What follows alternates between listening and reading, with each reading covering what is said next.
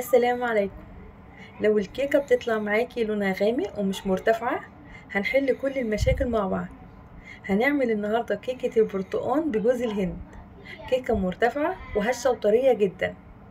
وكمان هقولك على سر تفاصيل التسوية المظبوطة للكيك عشان تطلع معاكي مستوية وما تكونش نية من جوه. فأول حاجة هنحضرها معانا هو الخلاط. معايا هنا بيضتين بدرجة حرارة المطبخ، يكونوا طالعين من التلاجة قبلها كده ب5 دقايق. معايا كمان كوباية من السكر، ويفضل يكون السكر معايا لونه فاتح عشان لو السكر لونه غامق فهيغمق لي الكيك معايا. معايا كمان كيس فانيليا، والحجم الكيس اللي انا نزلت بيه كان حجمه كبير، فلو انت معاكي كيس الصغير من الفانيليا فهتضيفي 2 بنكهة البرتقال. معايا بنفس الكوباية اللي عيرت بيها السكر عيرت بيها بالظبط نص كوباية من الزيت، ويفضل كمان الزيت يكون فاتح معايا وما يكونش ليه ريحة عشان ما يأثرش معايا بطعم الكيك بعد كده.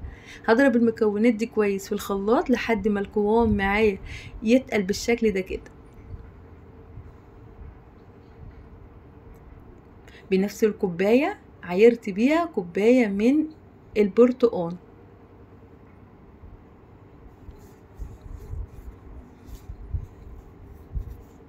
هنزل كمان بمعلقة كبيرة من الخل، هضربهم برضو كويس جدا في الخلاط عشان اتأكد ان كل المكونات اختلطت كويس والسكر يكون معايا داب كويس خالص.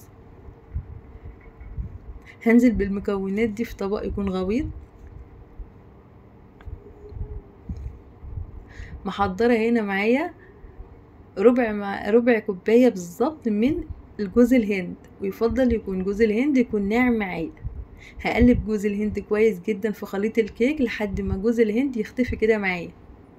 لو انت مش حابة جوز الهند ممكن تستغني عنه خالص.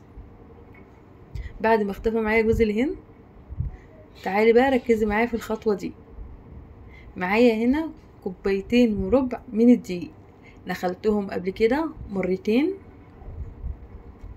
معايا كمان كيس بيكنج باودر يكون حجمه 16 جرام اللي هو الكيك شيف، نزلت بيه كله. ومعايا كمان رشة صغيرة كده من الملح. معايا كمان معلقتين كبار من النشا. النشا هنا هو بيدي طراوة ونعومة للكيك. فهقلب كل المكونات الخليط اللي هو الجاف كويس جدا جدا عشان اعرف ان كل المكونات كده دخلت في بعضها. هجيب المنخل وابتدي ان انا انزل الدقيق شوية بشوية كده على خليط الكيك، عشان كل ما بتنخليه كل ما كل فراغات الهواء كده بتخش في فراغات الدقيق.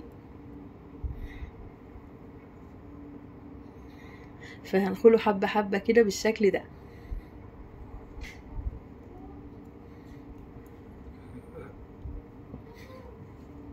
ولما تيجي تقلبي الخليط بتاع الكيك لازم تقلبيه في ناحية واحدة، عشان لو عملتي اتجاه وبعد كده خلفت الاتجاه بتاعه فده بيهبط الكيك معانا في الفرن. فلما نيجي نقلب الكيك لازم نقلب كده باتجاه واحد. واول ما الكيك بتاعي اول ما الدقيق اللي انا حطيته يختفي معايا، هبتدي ان انا انزل بقية الدقيق بتاعي. هجيب المنخل وابتدي ان انا انزل بقية الدقيق، فدول كان اخر شوية. هنزلهم كده هو بالشكل ده. وزي ما قلتلك لازم نقلب باتجاه واحد. في الوقت ده كنت محضرة الصينية، كانت مقاس 24، دهنتها كويس بالمادة الدهنية وبطنتها بالدقيق. فلو عندك صينية اصغر مثلا او 22 مقاس 22 مثلا مفيش اي مشكلة خالص، بس قوام الكيك كان مرتفع جدا جدا في مقاس 24. وزي ما انتوا شايفين قوام الكيك تقيل جدا، فهنحتاج كده من 3 ل 4 معالق من عصير البرتقال. ادي 2 ادي 3. حطيت واحدة رابعة بس كانت الكاميرا فصلت معايا، فحطيت بالظبط 4 معالق كبار من عصير البرتقال مع الكوباية الاولانية اللي حطيتها في الخلاط. تمام كده تمام. هقلب كويس لحد ما البرتقال يختفي معايا كده ويختلط ببقية الكيك. وزي ما انتوا شايفين قوام الكيك اتظبط معايا. شايفين قوام الكيك؟ هو ده قوام الكيك المظبوط، لا تقيل قوي ولا خفيف.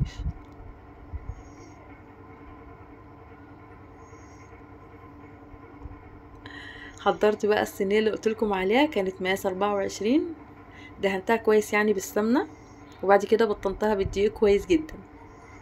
هنزل بيه خليط الكيك في الصينيه بتاعتي، وتعالوا بقى نتكلم على سر التسويه المظبوطه. بس قبل ما ندخلها الفرن لازم كده نطلع منها فراغات الهواء اللي جواها. يعني هنمسك الصينيه بتاعتي كده ونخبطها كام خبطه حلوين كده على الرخامه عشان نطلع منها فراغات الهواء الزياده اللي في الكيك. تمام، عشان ما تهبطش الكيك معانا اثناء التسويه. نتكلم بقى على سر التسويه المظبوطه ليها.